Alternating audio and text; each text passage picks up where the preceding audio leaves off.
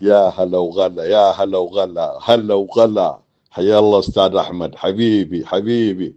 تاج راسي تاج راسي. احلى غرفة، احلى استقبال، احلى ناس. احلى ناس. انتم اللي تحببونا في مصر، انتم اللي تحببونا في مصر. تحياتي لك يا استاذ احمد. اتمنى اشوفك قبل لا اروح.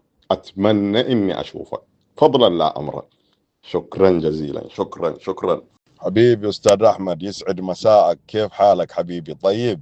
الله يبارك فيك ويطول لي بعمرك، وجمعة مباركة عليك وعلى الأسرة الكريمة يا رب العالمين.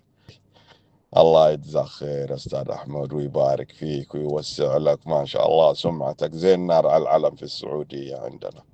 ربي يحميك ويبارك لك يا رب.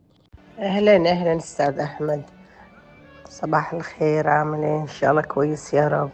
ما شاء الله العالم كلها تتكلم عنك بذوقك وما شاء الله ومعاملتك مع العالم، وإنك كويس معاهم.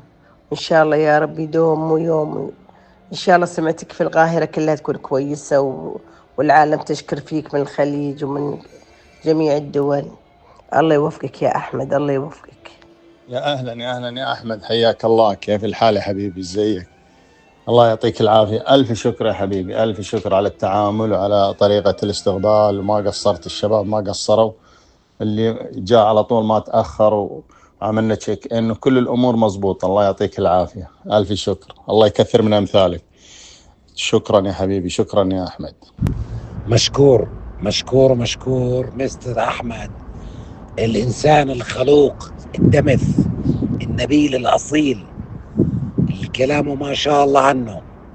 مشكور. وأنا بعد حالي أخي لكم اليوم وطالع سفرات، أنا حتى لو كانت شغل لازم تكون عن طريقك. كل أصدقائي أصحابي التجار أصحابين الشركات لازم يصيروا يتعاملوا معك، لأنك إنسان فعلا والنعم منك والله. ألف شكر يا أبو حميد، أنا مش عارف أودي فين زمايلك هذه. الله يبارك فيك يا سيد الناس، ألف شكر ألف شكر حبيبي. شكرا أخوي أحمد، والله أني أتشرف معرفتك وأخوتك وإنك ما قصرت معانا. تسلم، الله يوفقك ويسعدك. وأنت برضو أي شيء تحتاجه من السعودية أخوانك أبد.